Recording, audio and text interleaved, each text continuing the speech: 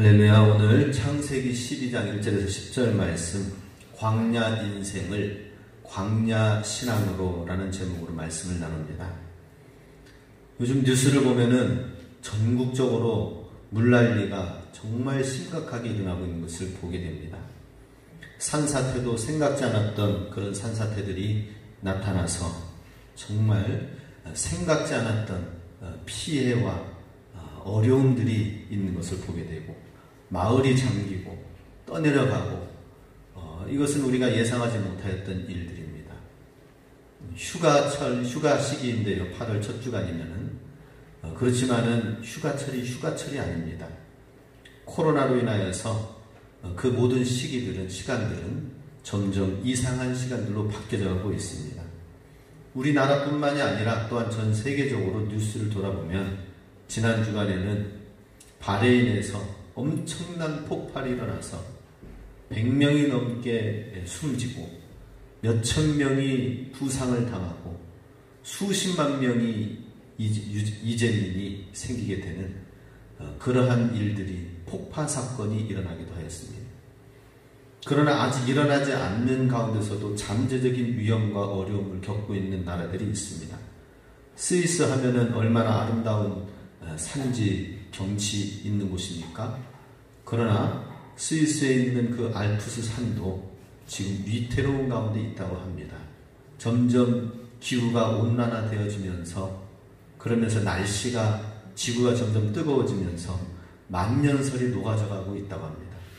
근데 거기서 녹고 끝나는 것이 아니라 그 거대한 얼음 덩어리들이 녹아져서 이제는 밑에 아래 지역에 있는 사람들이 그냥 살 수 있고 녹는 것을 보는 것만이 아니라 어느 날 갑자기 축구장 수백 개 해당되는 물폭탄이 머리 위에 이고 있는 상황이 된 거예요. 그게 갑자기 이제 녹아내리기 시작하면은 쏟아져서 큰 물난리와 재앙이 임하기 때문에 대피를 시켰다고 하는 기사도 있었습니다. 화산 폭발과 지진과 정말 여러 가지 어려운 일들이 계속 생기고 있는 것을 보게 됩니다. 사실 하나님께서 만든 이 세상은 맨 처음에는 에덴 동산 낙원이었습니다. 그러나 아담과 하와가 하나님 앞에서 범죄한 이후에는 그 에덴 동산의 낙원에서 살 수 없고 쫓겨나게 되어졌습니다. 실낙원이라고 합니다. 낙원을 빼앗기게 되었다. 그리고 우리가 살고 있는 이 세상은 창세기 3장 17, 19절 말씀 보면은 땅은 너로 말미암아 저주를 받고 너는 내 평생에 수고하여야 그 소산을 먹으리라. 땅이 내게 가시덤불과 엉겅퀴를 낼 것이라. 내가 흙으로 돌아갈 때까지 얼굴에 땀을 흘려야 먹을 것을 먹으리니. 이제 광야와 같은 세상이 되었다라고 하는 것입니다. 에덴 동산 낙원과 같았던 곳이 범죄하여 하나님을 떠난 인간의 인생의 삶은 광야 인생이 되었다라고 말씀합니다. 그곳에는 저주와 수고와 가시덤불 엉겅퀴 땀을 내면서 그 모든 소산의 소득을 가지고 있지만은 그럼에도 불구하고 쫓기는 인생, 유리하는 인생이 되었다라고 하는 것입니다. 창세기 4장 12절에도 땅이 그 입을 벌려 내 손에서부터 내 아우의 피를 받았은즉 내가 땅에서 저주를 받으리니 내가 밭을 갈아도 땅에 다시는 그 효력을 내게 주지 아니할 것이요 너는 땅에서 피하며 유리하는 자가 되리라. 밭을 갈아도 그 땅이 효력을 주지 아니하게 된다라고 하는 것입니다. 그래서 지금 우리 농사 짓는 이 지역을 보면은 얼마나 농사를 지으면서 농약을 얼마나 치는지. 그런데 지금 이제 대파 작업을 하고 있잖아요. 그런데도 그 대파가 실려나가는 그 마지막 날에도 농약을 치고 있는 것을 보면서 옆에 있는 주민이 얘기를 하더라고요. 목사님, 저렇게 농약을 바로 이제 수확해가지고 가는데도 농약을 쳐가지고 쌩쌩하게 해서 괜찮은 것처럼 보이려고 하는데 우리가 신고해야 되는 거 아닌가요? 오히려 옆에 있는 주민이 얘기를 하더라고요. 그 정도로 이 세상은 소득을 아무리 땅이 이 효력을 낸다 하더라도 어려운 가운데 있는 것을 보게 됩니다. 사실 저도 그냥 옆에 텃밭을 키우면서 농약은 주지 않았습니다.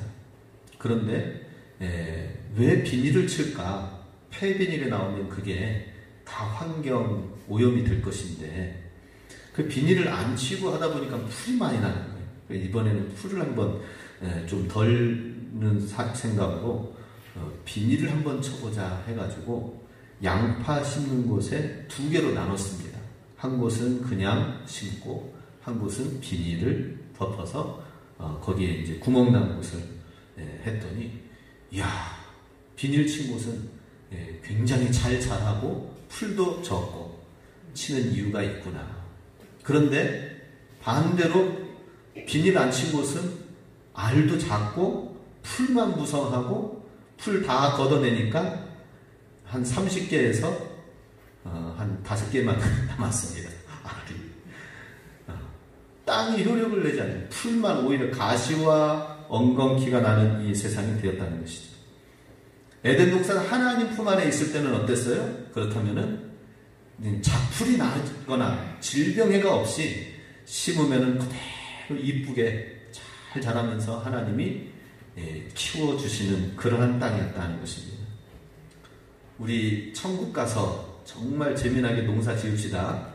그러나 이 땅 가운데서는 광야와 같은 세상이라는 것입니다. 이 땅에 살면서 쫓겨난 아담과 하와가 낳은 자녀가 가인과 아벨 두 아들을 낳았습니다.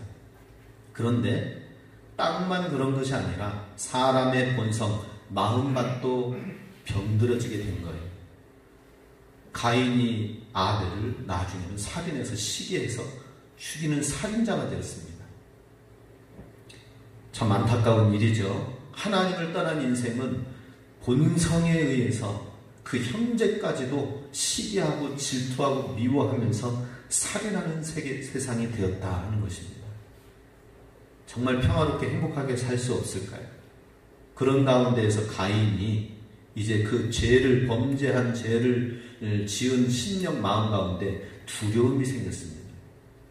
어느 곳에 가든지 계속해서 땅을 지어도 그래도 이 땅이 가시와 엉겅퀴가 자꾸 생겨나니까 유리하는 삶을 살게 되었다라고 합니다. 그리고 나서 자기 자신의 신변의 위협과 두려움 때문에 도시를 건설하게 되었습니다.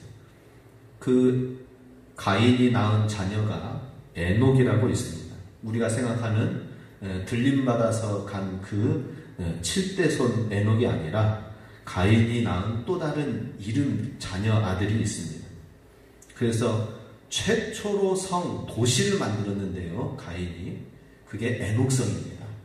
최초의 성이 에녹성이었다.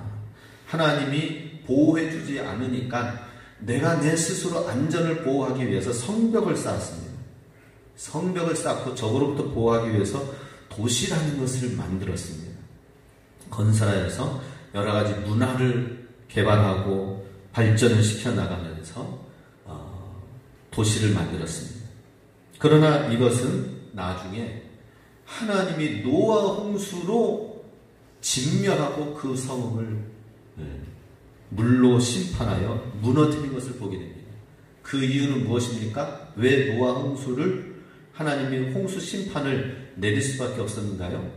그때 당시에는 정말 그 온 성읍에 하나님이 그 지으셨음을 한탄하였다. 인간을 지으셨음을 한탄할 정도로 죄를 범하였기 때문이다 라는 것이죠. 죄인들이 가득하였습니다. 이러한 곳에 하나님께서는 그 성읍 만든 인간이 만든 도시를 홍수로 진멸하였습니다. 다시 노아의 자녀 후손들이 점점 번성하면서 또 다시 도시를 건설하였습니다. 하나님을 떠난 인생, 하나님이 없는 인생은 또 다시 도시를 건설하면서 바벨이라는 도시를 만들고 거기에 바벨 탑을 세웠습니다. 아마 얘기를 들었을 거예요. 야, 이러다가 도시를 짓고 하나님을 대적하는 하나님이 없는 거기 또 노아 홍수 또 일어나는 거 아니냐. 그래서 홍수가 일어나도 우리가 살 길을 내자, 아마 그랬는 것 같습니다.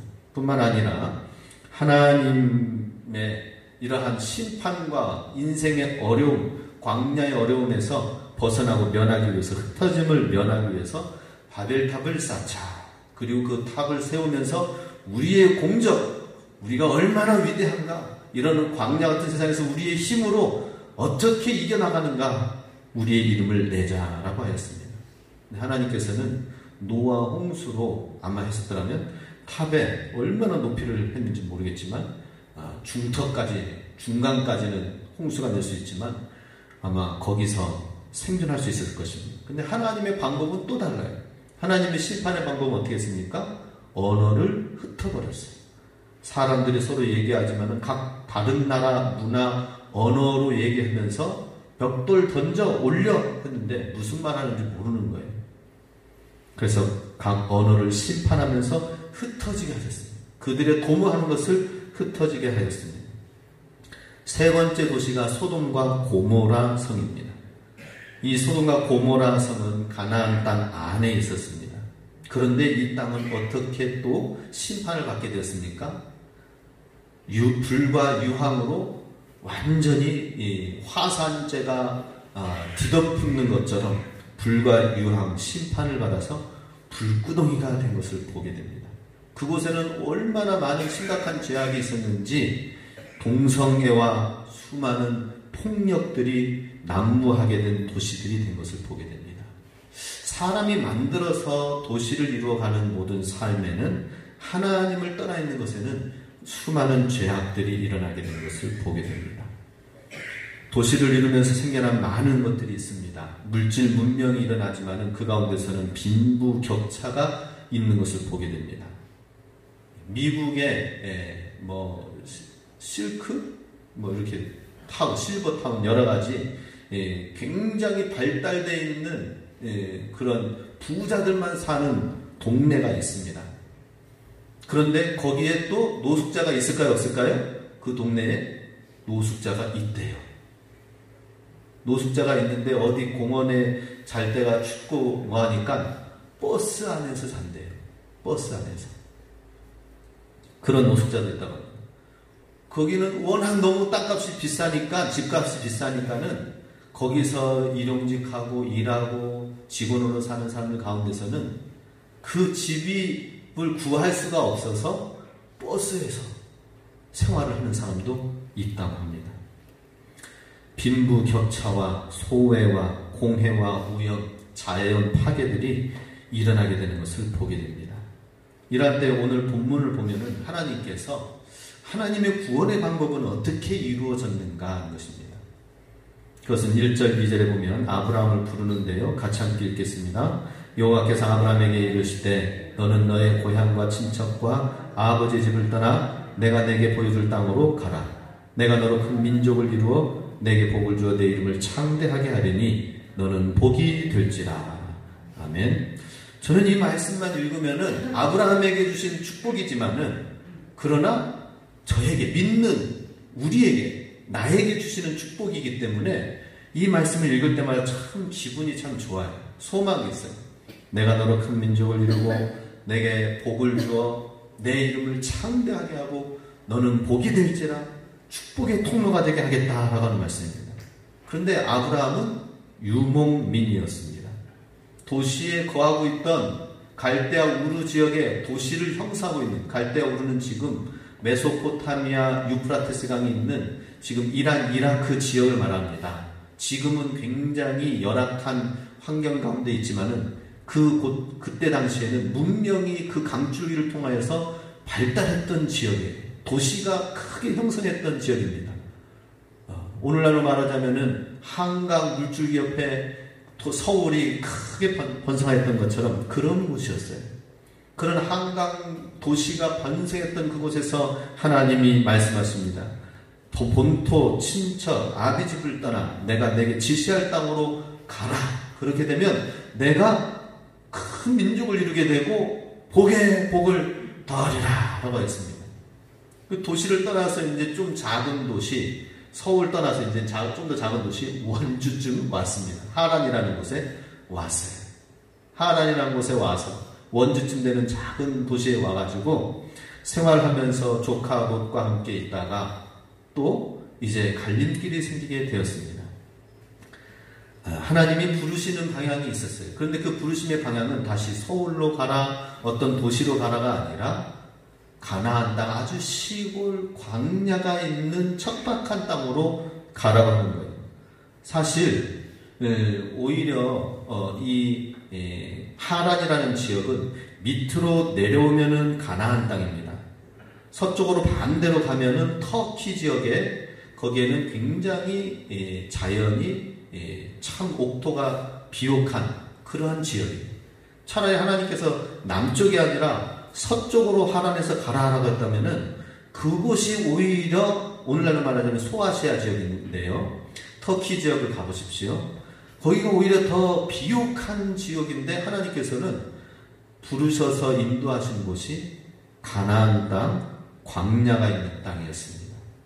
도시 생활이 아니라 유목민 생활을 하는 것입니다. 오늘 우리가 오대산 이 시골에서 사는 것처럼 하나님께서는 아브라함을 가나안 땅, 시골 지역으로 오히려 부르고 그곳에서 유목민, 목동의 삶을 살도록 부르신 것을 보게 됩니다. 우리가 지금 이곳 오대산 이 시골에서 사는 것을 이상하게 생각하지 말고 오히려 하나님의 부르신 부름의 땅이다라고 여기시면서 믿음으로 사시기 바랍니다. 하나님이 아브라함을 그렇게 부르셨어요. 그 죄악된 곳에서 나와서 내가 내게 지시한 땅으로 가서 거기서 하나님을 예배하고 하나님을 섬기는 믿음의 공동체로, 믿음의 족속으로, 민족으로 나라를 세우라라고 하는 것입니다. 오늘 우리에게도 하나님께서 지금 이곳에서 죄악된 곳에서 떠나서 하나님의 나라, 하나님의 나라를 건설하라라고 하는 것이죠. 하나님께서 아브라함을 선택하셔서 이루시고 인도하시는 곳은 도시가 아니라 의외로 가나안 땅 유목하는 그런 지역이었다라고 하는 것입니다. 이곳에서 유목민의 가치관을 가지고 살라라고 하는 것이죠. 유목민은 어떤 도시에서는 머물러서 사는데 유목민은 어떻습니까? 유목민의 생활은 한 곳에 머물러 있지 아니하고 옮겨 다녀야 됩니다. 나그네와 같은 삶을 살아야 됩니다. 풍성하게 어떤 것을 쌓아놓고 창고를 만드는 것이 아니라 계속 움직이면서 소유란 것이 무엇인지 잘 모릅니다. 저축해 둔다는 것이 모릅니다. 그냥 욕심 부리지 않고 이것을 먹이면은 그 다음에는 또 옮겨가고 그런 삶이었습니다. 하나님께서 이스라엘 백성을 광야로, 이집트에서 광야로 인도하시면서 거기에서 만나를 주실 때 무엇이라고 말씀하셨습니까? 그날 하루 먹을 만큼만 가지고 와서 먹어라. 근데 많은 사람들이 이틀, 3일, 일주일치 많이 가져와가지고 먹었더니 다음날 그 음식은 금방 광야에서 상한 음식이 되어져 버리는 것이었습니다. 광야에서는 더 많은 것을 쥐고 있어도 이동하고 움직여야 되기 때문에 간편하게 그날 먹을 것, 하나님이 주시는 만나를 먹고 사는 것이었습니다. 그러니 도시에서는 모아두고 축적하고 그러면서 사는 곳이었지만 광야의 유목 생활은 무엇입니까? 탐욕을 부릴 수 없는 그런 문화였습니다. 이렇게 가나안 땅으로 왔는데, 그럼 가나안 땅이 젖과 꿀이 흐르는 땅이라고 해서 가나안 땅으로 왔지만은 오늘 본문 10절에서는 어떤 일이 가나안 땅에 와서 보니까 있습니까? 10절 말씀에 그 땅에 기근이 들었으므로 아브라함이 애굽에 거류하려고 그리로 내려갔으니 이는 그 땅의 기근이 심하였더라. 아니, 하나님께서 인도하신 가나안 땅을 와서 보니까 유목하는 땅인데, 그런데 기근이 심하게 들어서 거기 머물러 있어서는 굶어 죽을 것 같아요. 그래서 밑으로 내려와 나일강이 있는 애굽 땅으로 내려가게 되었다 하는 것입니다. 머물러 있을 수 있는 땅이 아니라 떠날 수밖에 없는 그런 땅이었어요. 5절 말씀에도 보면은 아브라함이 그의 아내 사레와 조카 롯과 하란에서 모은 모든 소유와 얻은 사람들을 이끌고 가나안 땅으로 가려고 떠나서 마침내 가나안 땅에 들어갔더라. 그런데 가나안 땅에 들어간 이곳이 흉년이 들었습니다. 아브라함 때만이 아니라 창세기 26장 1절에 보면은 그의 아들 이삭 때에도 아브라함 때 첫 흉년이 들었더니 그 땅에 또 흉년이 들매. 이삭의 자녀가 있는 이삭의 사는 때, 야곱의 때에도 계속 흉년이 드는 땅이에요. 이게 과연 하나님이 인도하신 땅인가? 하나님 차라리 그냥 갈대아 우르 도시 지역에 있게 하시지 왜 이곳 척박한 가나안 땅에 흉년이 드는 땅에 있게 하십니까? 차라리 나일강 애굽에 있는 애굽 나일강 주변에서 살게 하시지 왜 거기서 우리를 출애굽하여서 또 가나안 땅에 살게 하십니까? 라고 하는 거예요. 사실 애굽은 출애굽하기 이전에 애굽은 어떤 곳입니까? 나일강이 큰 줄기가 있어서 세계에서 가장 긴 강은 아마존 강이죠. 그 다음에 두 번째로 긴 큰 강이 바로 이 나일강입니다. 이곳에 풍성한 물이 있기 때문에 물이 한 차례 물이 범람하고 나면은 비옥한 그 토양들이 거기에 쌓여져서 그 토사로 인하여 씨를 뿌리기만 하면 자라나는 아주 풍요로운 지역이 애굽 나일강 지역이었습니다. 그러니 이곳에서 나일강으로 인하여 목축을 하지 않아도 거기서 씨 뿌리는 것으로 잘 생활할 수 있었기 때문에 애굽은 상업이 발달하고 문명이 발달하고 또 문화, 강국 여러 가지 큰 대국이 될 수 있었습니다. 그런데 하나님이 말씀하신 약속의 땅 가나안 땅에는 나일강이 아니라 졸졸졸 흐르는 요단강 하나만 있는 거예요. 요단강 하나만. 요단강 하나도 그냥 오대천처럼 계속 물이 흘러내리는 작은 시내까지만 계속 물이 흐르는 곳이 아니라 하늘에서 비가 내려와야 좀 물이 이렇게 내리고 비가 내리지 않으면 말라서 없어지는 강이 요단강이었습니다. 이런 곳에서 하나님께서 부르시고 인도하신 땅이 바로 광야와 같은 가나안 땅이었다 하는 것입니다. 그런데 이곳에서 7절 말씀에 보면은 아브라함이 한 것이 있습니다. 같이 있습니다. 여호와께서 아브라함에게 나타나 이르시되 내가 이 땅을 내 자손에게 주리라 하신지라. 자기에게 나타나신 하나님께 그가 그곳에서 제단을 쌓고. 근데 아브라함은 참 신기하고 이상해. 그 좋은 곳에서 떠나나와서 나그네의 힘들고 어려운 삶을 살지만은 그 척박하고 흉년이 든 땅이었지만은 그곳에서 제단을 쌓고 하나님께 예배를 드렸다라고 하는 것입니다. 작은 것이 주어지면 그건 기뻐하지만 없으면 금세 슬퍼하는 그런 인생이 아니라 아브라함이 하나님을 바라보고 나와서 가나안 땅에 흉년이 들었지만은 그러나 그곳에서 제단을 쌓고 예배를 드렸다라고 하는 것입니다. 이러한 비옥한 땅이 아니라 실망스러운 땅이었지만 예배드리면서 또 그러면은 뭔가 바뀌어져야 되겠죠? 그런데 바뀌지 않았어요. 가나안 땅에 와서 하나님께 아브라함이 3번 실망을 했습니다. 그것은 와서 보니까 젖과 꿀이 흐르는 땅이 아니라 흉년이 드는 기근의 땅이더라. 풍성해야 되는데 풍성한 땅이 아니라 기근의 땅이었습니다. 그리고 하나님께서 계속 말씀하셨죠. 내 자손을 번성하고 큰 민족을 이루겠다고 했는데 5년, 10년, 15년, 20년이 지나도 아브라함이 나이가 100세가 됨에도 불구하고 자녀의 소식이 없었습니다. 그러니 어떻게 됩니까? 25년이 지나고 나서 100세 때에야 아들 이삭을 낳게 되어지기까지 얼마나 힘들고 어려운 시간들이었습니까?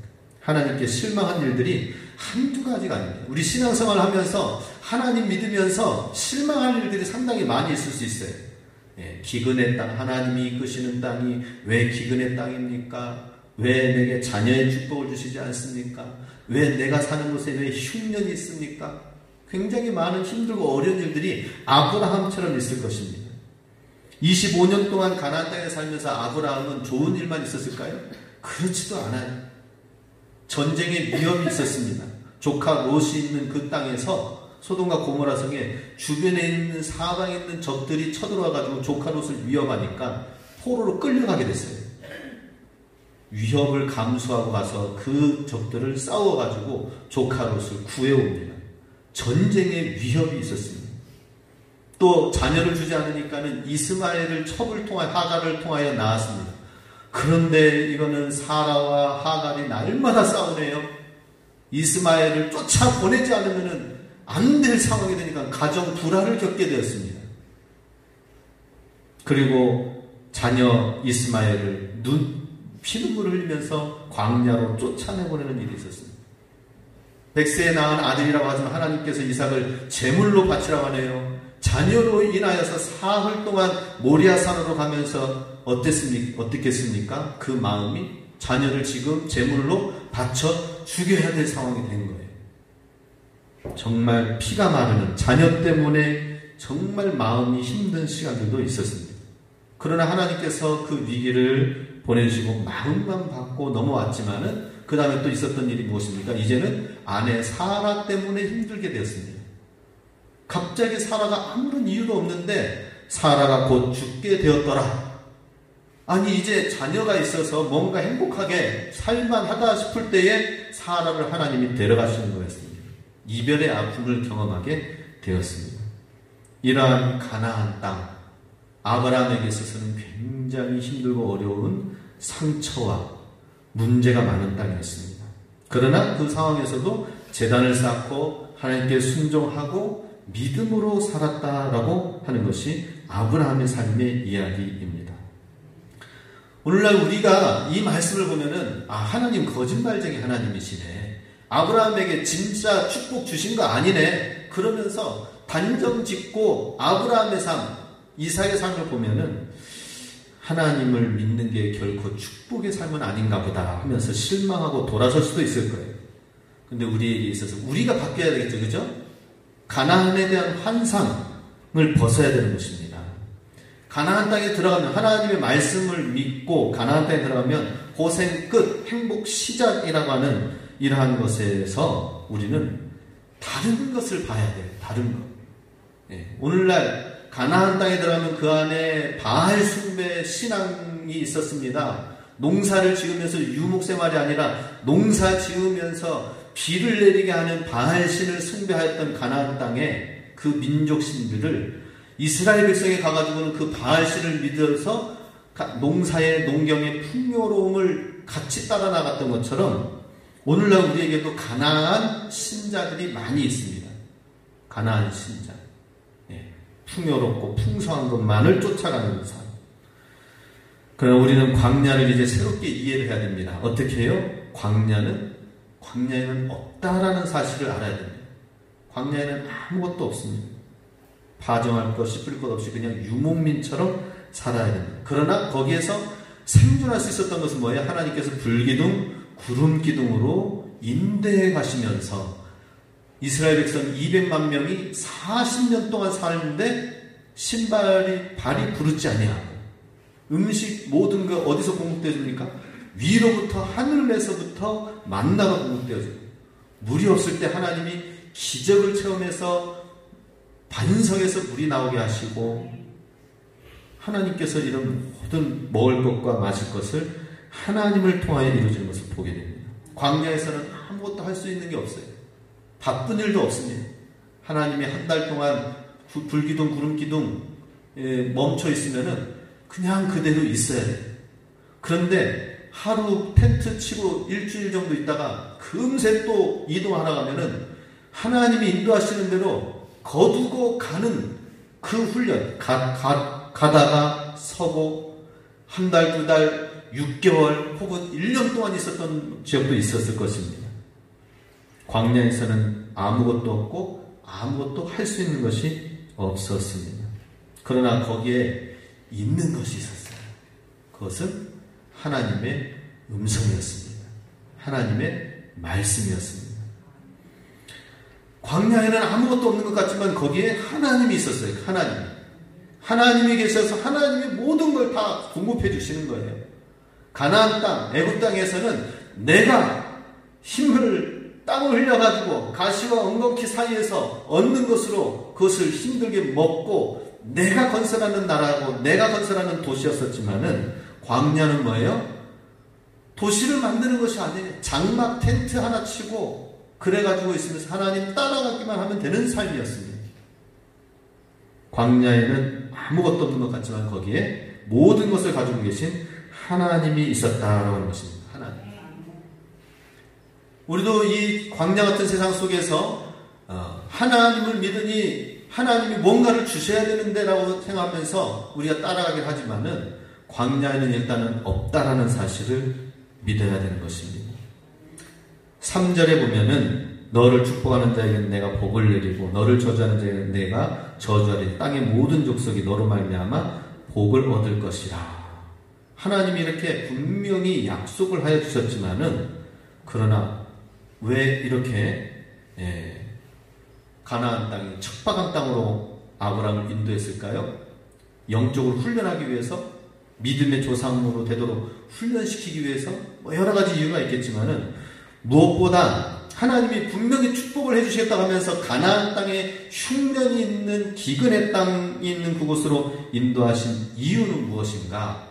그곳에서 아브라함을 제로 상태가 될 때까지 하나님은 기다리셨습니다. 자녀를 낳을 수 없는 100세, 중간에 뭔가 낳을 수 있는 이스마엘 첩이 있고 기력이 있고 할 때에는 이스마엘을 낳아서 자기가 뭔가를 하려고 하는 것이 있었지만은 100세가 되어서 더 이상 아무런 자녀를 바랄 수 없는 그때에 하나님이 이삭을 주셨던 것을 보게 됩니다. 하나님께서는 가나안 땅, 광야라는 지역에 살면서 우리를 제로로 만들기 원하십니다. 제로. 그리고 거기에서 이제 하나님이 일하시고 하나님이 주시는 것을 통하여서 모든 공급, 모든 것을 하나님으로부터 얻게 되어지고 하나님부터 공급되어지게끔 하셨다라고 하는 것입니다. 광야에서는 어떤 많은 것을 바랄 수가 없습니다. 그냥 그날 주시는 만나를 바랄 수밖에 없고요. 그리고 그 없는 가운데에서 하나님이 주시는 체험하게 하시는 것들, 날마다의 기적, 반석에서 물 내리는 것, 이런 것들을 보면서 하나님을 바라보고 하나님의 기적을 체험하고 하나님의 은혜를 체험하게 된다는 것입니다.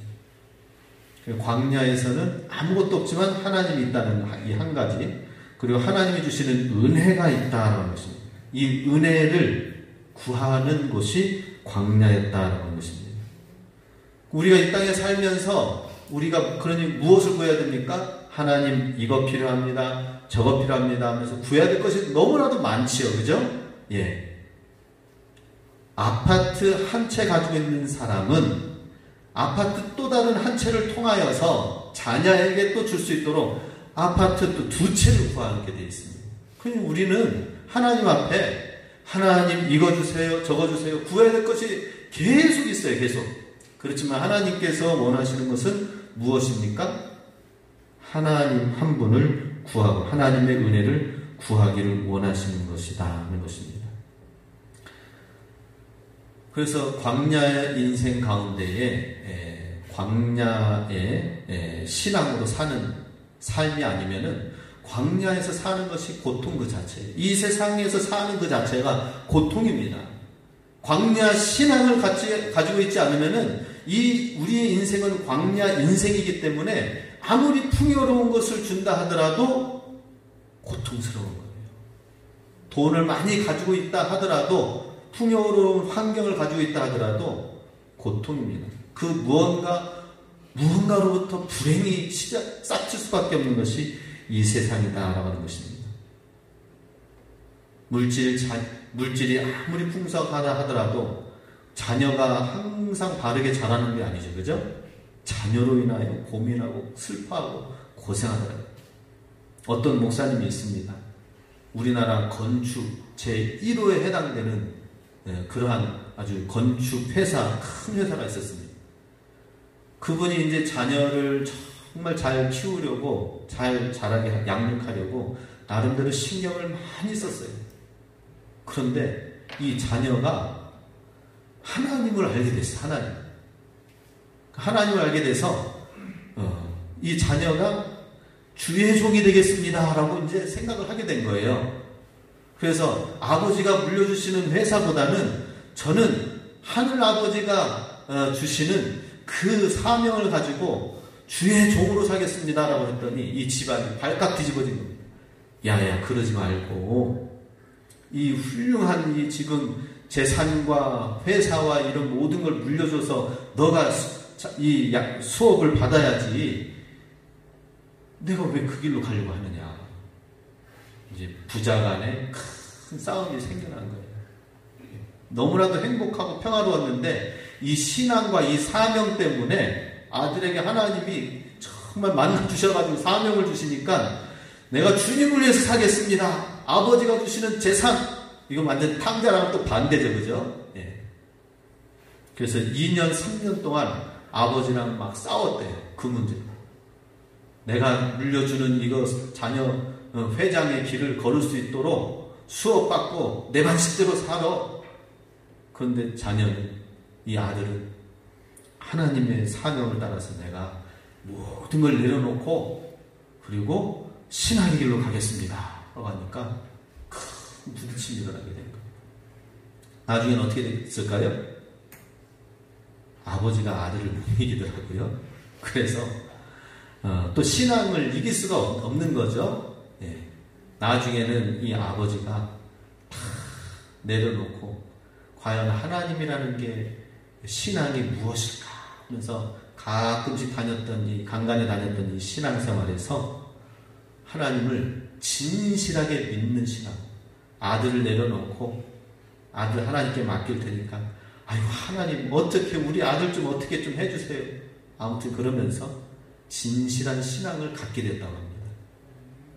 그리고 나서 이 아들이 목회를 참 열심히 잘 하다가 이제 목회를 부흥하고 성장시키고 나서는 이제 더 큰 사회에 더 귀한 삶을 감당하기 위해서 다시 그 회사에 들어가서 그 회사의 직원들을 말씀으로 양육하고 그 회사를 하나님의 기업으로 이루어나가고 이제 이러면서 이제 다시 제2의 인생으로 하나님의 나라를 건설할 귀한 사업처로 만들어가고 있는 것을 보게 됩니다.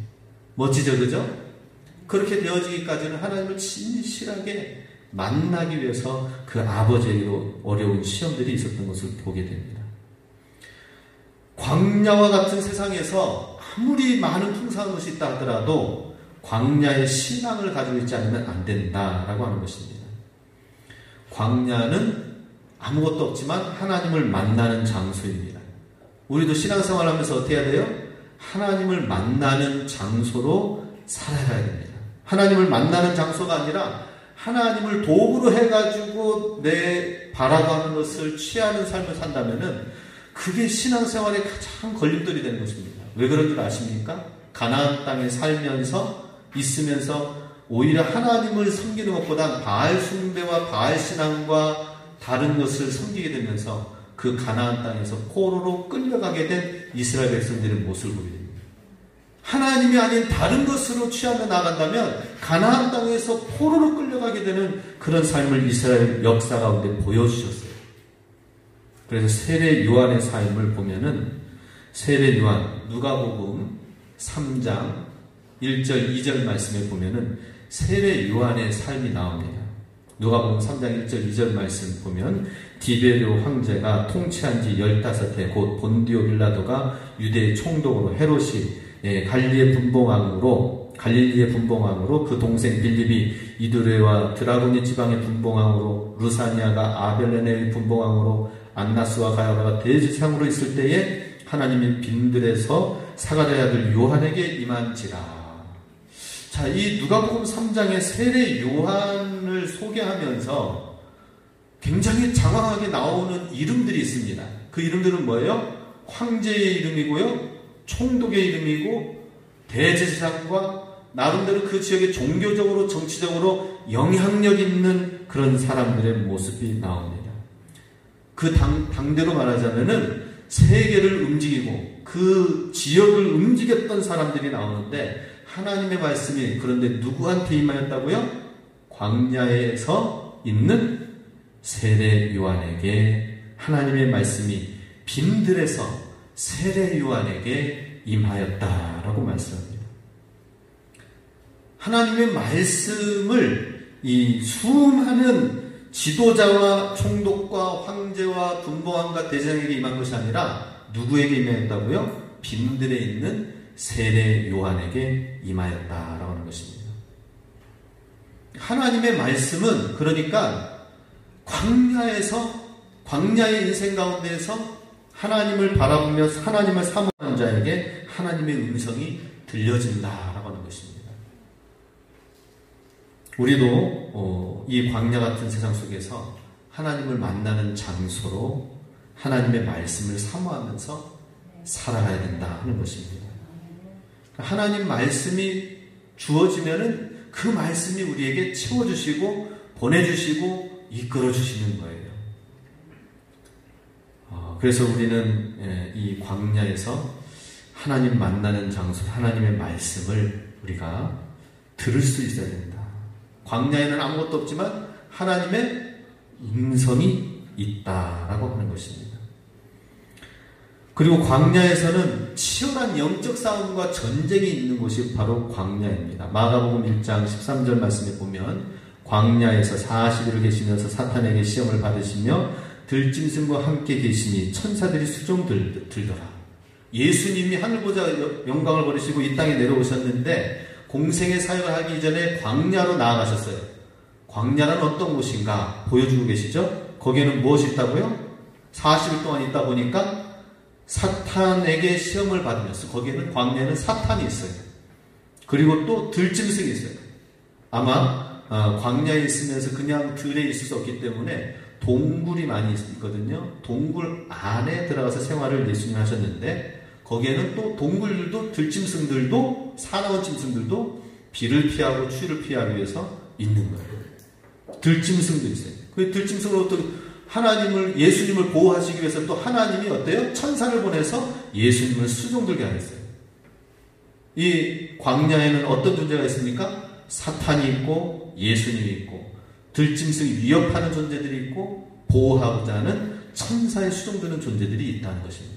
여기서 영적 싸움이 있으면서 광야에서 있으면서 사탄을 이기고 승리하고 굴복시키는 시간들이 있었다는 것입니다. 광야에서는 우리가 영적 싸움에 승리하는 이 한 가지 일로 우리가 표대와 목표를 가지고 나아가지 않으면은 다른 세상의 어떤 것으로 취하려고 하는 목표가 달라지면은 안 된다는 것입니다. 우리 이 땅 가운데서 뭘 취하려고 하지 말고 영적 싸움에 승리해야 되겠다. 하나님 말씀의 음성을 들어야 되겠다. 이 두 가지만 주의하시기 바랍니다. 광야 인생에서 할 수 있는 것은 뭐예요? 광야 신앙으로 사는 겁니다. 거기에는 하나님의 은혜, 하나님의 말씀을 우리가 받아야 되고 그래서 그것으로 살아야 되고 또 영적 싸움이 있기 때문에 영적 싸움에서 승리해야 되겠다는 이 믿음으로 기도하면서 하나님의 능력, 성령의 능력으로 살아가야 된다는 것입니다. 이 두 가지 부분으로 우리가 목표와 표대를 가지고 산다면은 하나님이 영적 싸움에 승리하고 하나님의 음성이 들려지면은 거기서부터 하나님이 채워주시는 거예요. 하나님 멋지게 이끌어주시는 거예요. 하나님 멋지게 사용해 주시는 거예요. 할렐루야. 이것이 우리의 삶의 중심이 되어야 됩니다. 광야 삶에서 이것의 표대와 초점을 놓쳐버리면 어떻게 됩니까? 사도 바울이 예수 그리스도를 얻기 위해서 자기가 가지고 있는 모든 것을 배설물로 여긴다 해서 그가 가지고 있는 명성, 학문, 이 모든 취할 수 있는 것들을 다 내려놓고 배설물로 여기면서 예수 그리스도를 취하며 표대로 나아갔을 때에 하나님이 바울을 얼마나 멋지게 사용했습니까? 지난 주간에 전화 한 통화를 오래간만에 어떤 권사님이랑 나눴습니다. 그분이 갑자기 어려움이 있었대요. 몇 년 사이에. 아니 전화통화 그동안 소식이 없는 사이에 이런 어려움이 어떤 어려움이 있었습니까?